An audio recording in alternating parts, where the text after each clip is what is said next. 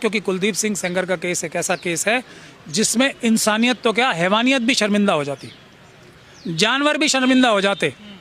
इसीलिए मैं क्योंकि इस जुडिशल सिस्टम का, इस जस्टिस सिस्टम का मैं भी हिस्सा हूँ, मैं शर्म से सर नहीं उठा पा रहा हूँ। इस देश का संविधान बाबा साहब डॉक्टर भीमराव अम्बेडकर ने बनाया था, उसकी एक प्रकार से सबसे नृशंस हत्या होने का गवाह बना हुआ हूँ। मुझे इस बात को कहने में कोई गुरेज नहीं है कि मैं अपने आप में शर्मिंदा हूँ कि इस केस में, एक ऐसा केस जिसके बारे में सुप्रीम कोर्ट ने सुओ मोटो कॉग्निजेंस लिया था, मैं इतने दिन तक बहस करने के बाद भी नहीं समझा पाया। मैं अपने आप को सबसे बड़ा फेलियर मान रहा हूँ इसमें। मैं ऑनरेबल जज साहबों को, दो जज साहब थे इसमें, ये समझाने में नाकाम रहा कि ये व्यक्ति जो एक बच्ची का, जो कि उसके एक तरीके से बेटी के समान है, क्योंकि ये उसको बेटी की तरह ही बोलते थे, ये जिसको वो दादा बोलती थी, उसका रेप करता है इस बच्ची का, वो रेप की शिकायत ना करे, उसका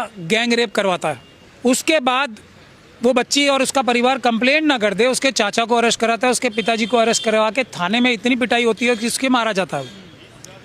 उसके बाद सुप्रीम कोर्ट कॉग्निजेंस लेती है, तब कहीं जाके उसकी एफआईआर दर्ज होती है। एफआईआर दर्ज होने के बाद भी वो केस लड़ने अपना अदालत जा रही होती है, तो उसका और उसके परिवार वाले जिस गाड़ी में थे उसका एक्सीडेंट कराया जाता है इसी कुलदीप सिंह सेंगर द्वारा, और ये ऑलमोस्ट मर गई थी बच्ची। तो हम ये समझाने में कामयाब नहीं हुए जज साहब को कि ये व्यक्ति दया का पात्र नहीं है। इतनी दिन लंबी बहस करने के बाद हाई कोर्ट ने क्या आधार दिया, किस आधार पर उनको बेल दी है, कुछ तो कहा होगा ना दिल्ली हाई कोर्ट? दो मुख्य आधार हैं। पहला मुख्य आधार ये कि हाई कोर्ट के पास समय नहीं है इस अपील को सुनने का।